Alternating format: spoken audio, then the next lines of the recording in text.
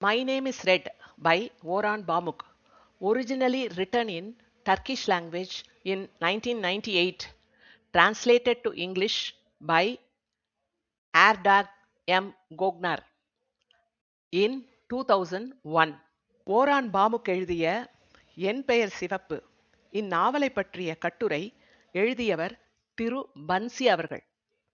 இந்த கதை ஒரு கொலையில் மர்மமாக தொடங்கி 1590களில் ஈஸ்தான்புல் நகரில் உதுமானிய பேரரசு ஆட்டோமேன் எம்பையர் காலத்தில் நிலவிய இஸ்லாமிய கலைக்கும் மேலை நாட்டு ஐரோப்பிய கலைக்கும் இடையிலான ஆழமான சித்தாந்த மோதலை படம் பிடித்து காட்டுகிறது. ஓவியம் மற்றும் சித்திரக்கலையின் மாறும் சூழலில் சிக்கி தவிக்கும் ஒதுமானிய ஓவியர்கள் தங்கள் பாரம்பரிய கலைக்கு உண்மையாக இருப்பதா அல்லது புதிய பார்வைகளை ஏற்பதா என்ற தார்மீக மற்றும் அகப்போராட்டத்தை இந்த நாவல் சித்தரிக்கிறது. இந்த போட்டிக்கு நடுவே ஒரு காதல் கதையையும் ஆசிரியர் பின்னியுள்ளார்.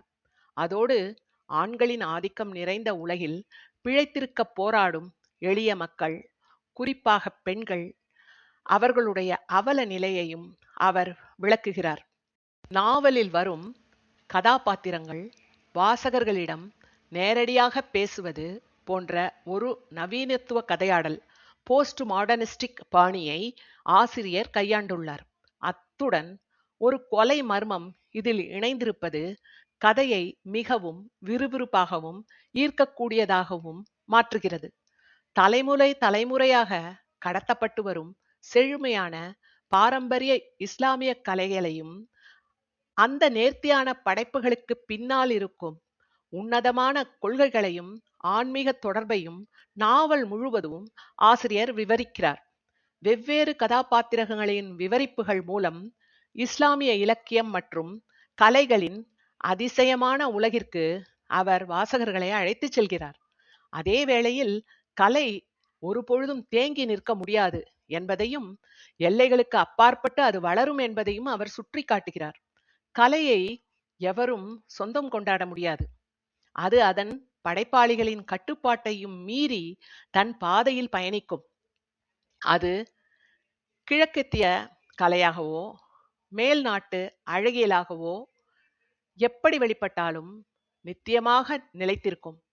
கலையை பற்றி அறியாதவர்களுக்கு நம்மை சுற்றியுள்ள இயற்கையின் வெளிப்பாடுகளான சூரிய உதயம், மறைவு, ஆறு, பூ, மலை, மேகங்கள், மழை போன்றவை கூட கலைகள் தானே.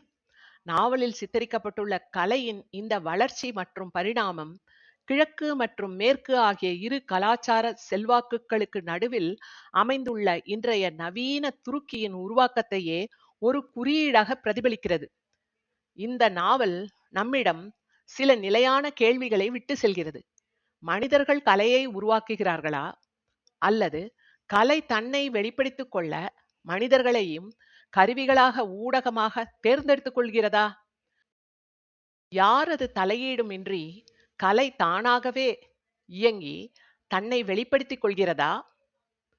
ஆசிரியரின் கதையாடலைப் போலவே சொன்னால், ஒருவேளை இந்த கேள்விக்கு அல்லாஹ், இறைவன் மட்டுமே பதில் சொல்ல முடியும். கட்டுரை நிறைவு. நன்றி.